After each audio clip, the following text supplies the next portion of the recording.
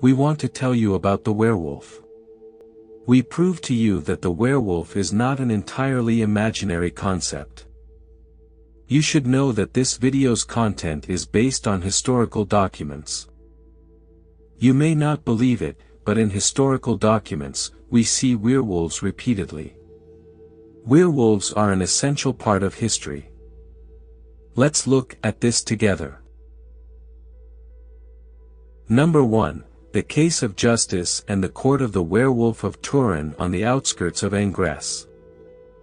In 1598, two hunters came to the body of a 15-year-old boy and found two wolves on the corpse eating a poor child.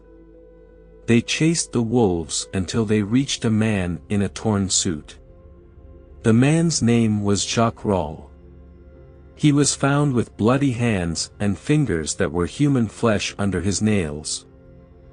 Jacques Rolle was taken to court. He claimed that his parents had given him a poultice years ago, and that he had become a werewolf immediately after using it. Many others were found with similar claims, which may be a sign of the presence of a mysterious poultice with hallucinogenic effects in that period of France. The poultices they applied to the body at the time often contained hallucinogenic herbs. It is not unlikely that a poisonous plant will affect the minds of people claiming to be werewolves to make them think that they have changed and become wanderers and criminals. In any case, Jacques Rolle mentioned in his confession that his brother Jean and his cousin Julien are werewolves just like him, and all three have gone hunting for women and children together. Jacques Rolle was eventually sentenced to death for cannibalism. But eventually, with the intervention of the Paris House of Representatives, the sentence was reduced to 2 years in a psychiatric institute. The French rulers probably did not execute him because France needed vengeful wolves at the time. Perhaps his transformation into a wolf is a fitting metaphor for France becoming a scene of civil war. Number 2. The Case of Divine Wrath and the Gevaudan's Beast. The second story is about the years 1764 to 1767 in France. As it is written, 100 men, women, and children have fallen victim to the Gevaudan's beast. Some researchers today are forced to admit that there was a wolf-like creature and that all the recorded narratives could not be false. However, some researchers believe that there was no wolf at all. In short, the first recorded attack dates back to June 30, 1764. A 14-year-old girl was shepherding a flock of sheep when she was attacked by a monster and killed. However, a historian named G.M. Smith claims this was not the first attack. About 2 months ago, another woman was attacked by a monster that looked like a wolf but was not a wolf. The lady was taking care of her cows, and these cows protected her life and saved her life. In 2002, in Mystery Creatures, A Guide to Cryptology, George M. Eberhardt reports that these attacks and crimes continued from summer to autumn. When one of the bloodiest wars in French history was going on, and that war is known as the 7 Years' War, which was one of the historical tragedies of the French nation. At the same time, France lost all its colonies and left North America. The King of France was weaker than ever in the eyes of the people. At this time, rumors of wolf-like creature crimes spread among the people. However, there was no official death report or reliable news of a confrontation with this monster. But it was from here that the Gevaudan's beast's presence in the night's darkness and solitude began. 3 horrific years culminated in a large number of werewolf attacks.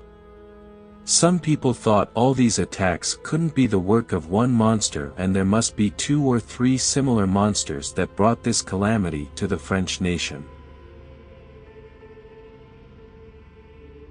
Number 3. The extinction of the last Scottish wolf.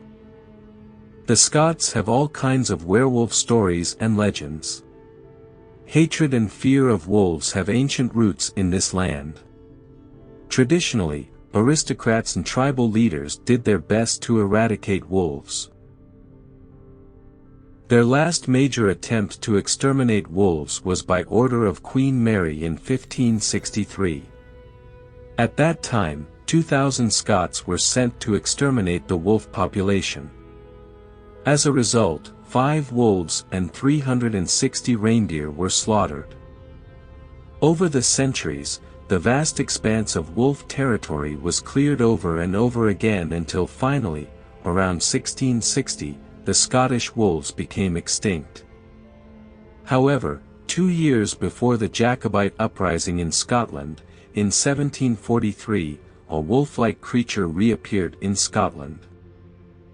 The Scots' intense fear of wolves led to the extinction of all wolves in the area. After the wolves became extinct, the balance of the reindeer population was lost. Perhaps in the absence of these wolves, thousands upon thousands of terrifying narratives of werewolf creatures emerged. The people thought the wolves would return and take revenge on the last Scottish wolf from the usurpers of the throne in London. Why are we so interested in the story of the werewolf? Due to the union of man and wolf, werewolves may have been the most successful creatures transplanted to man in all myths. The tales of centaurs, minotaurs, and mermaids, neither in number nor in importance, can't be compared with the stories and legends of werewolves. In most cases, monsters are, in fact, exact and short metaphors of the spirit of different eras. Thus, these metaphors probably indicate a nation's weaknesses, oppressions, and humiliations. We have been fighting wolves for centuries. Humans are instinctively afraid of all the great predators of nature.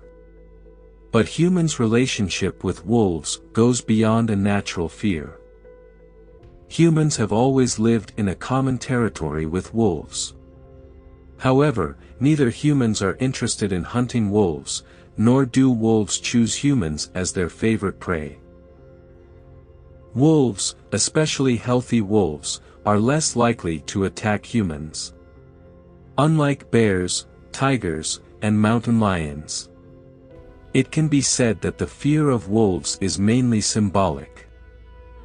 After all, humans have been fighting wolves for thousands of years and have wiped out wolf populations in many areas. Humans even captured wolves. Humans have genetically modified recessive wolves, made new species of them, and used them as farm keepers and pets. We respect wolves. The method of hunting wolves is very interesting for humans. Wolves hunt covertly, purposefully, and through teamwork. Humans worked hard to talk to wolves and understand their language. Probably the first attempt was the helplessness and fear of humans, who tried to dissuade the wolves from attacking by making certain cries. Our relationship with wolves goes far beyond what we can imagine.